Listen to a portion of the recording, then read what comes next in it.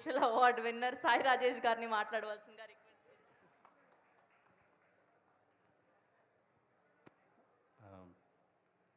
Thank you sir.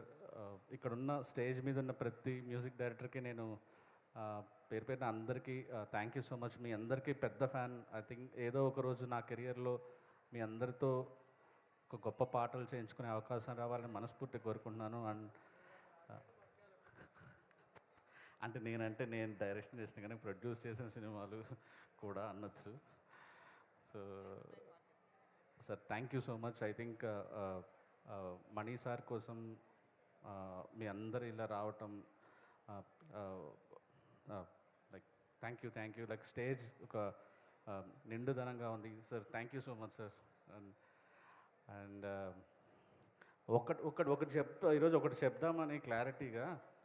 So నేను first time Mani Sharma గారి ఇంటికి వెళ్ళినప్పుడు గేటు తెరుచుకొని లోపలికి వెళ్తే ఒక బెంచ్ కార్ ఉన్నిందనమాట.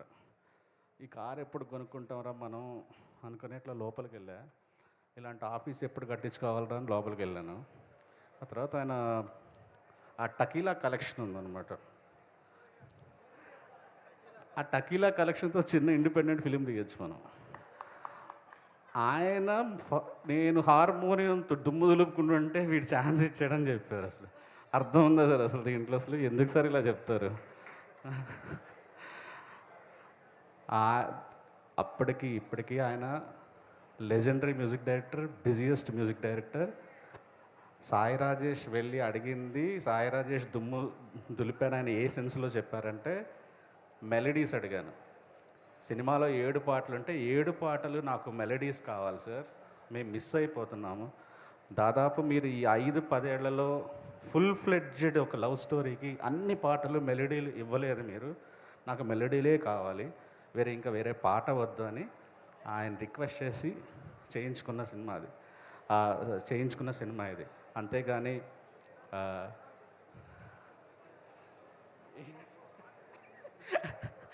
సో ఆయన నేను మాట్లాడంటే పొరపాటు ఆ రోజు మాట్లాడించిన దానికి చాలామంది దానికి రీల్స్ వేసి దాని వెనకాల బ్యాక్గ్రౌండ్ స్కోర్లు వేసి ఏవేవో పెట్టారు. అదంతా నిజం కాదు, నమ్మకండి అసలు. అండ్ ఈ పాట క్రెడిట్ మణి సార్తో పాటు ఇద్దరికి ఇవ్వాలి. ఒకటి ఆనంద్ శ్రీరామ్ అండ్ మా డైరెక్టర్ రవి. ఎందుకంటే ఈ సిచ్యువేషన్ చాలా హార్ట్ బ్రేకింగ్ సిచ్యువేషన్. ఆ సిచ్యువేషన్కి ముందు లిరిక్ రాసి పల్లవి రాసి దాన్ని రవికి చెప్పి రవి దాన్ని ఒక డిఫరెంట్ అప్రోచ్తో సార్ అయ్యా లిరిక్ అది పల్లవి ట్యూన్ చేశారు సార్. చరణం అంతా మళ్ళీ ట్యూన్కి లిరిక్ రాశారు.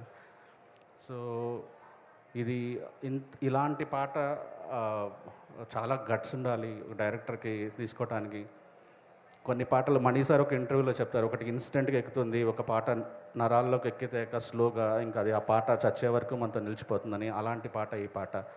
ఇది నాకు తెలుసు చాలా ఇన్స్టెంట్గా మీ బుర్రలోకి ఎక్కకపోవచ్చు, కానీ స్లో పాయిజన్ ఒక్కసారి ఎక్కిన తర్వాత మణి సార్ క్లాసిక్స్లో టాప్ సాంగ్గా ఉంటుంది ఇది.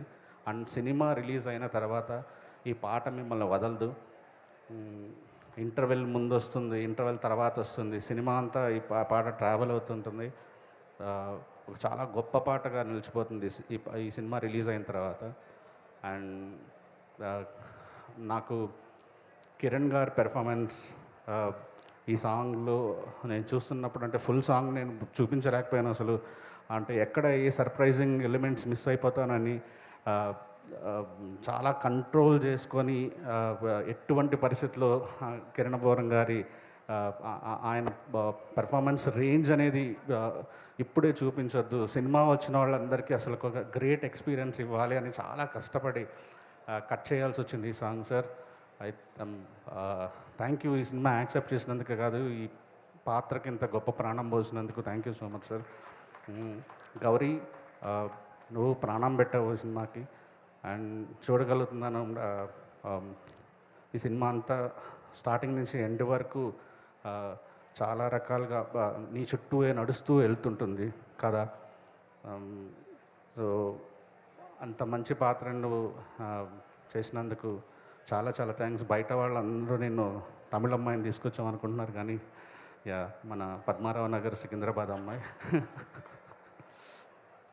తను మంచి సింగర్ కూడా. అప్పుడప్పుడు చరణం నుంచి పాట మొదలు పెడుతుంటుంది, అంటే నేను కూడా సింగర్ అని చెప్పటానికి. And thank you. 100 కోట్లు కొట్టకపోయినా అందరూ మనసులో గెలవాలని కోరుకుందాం. Thank you.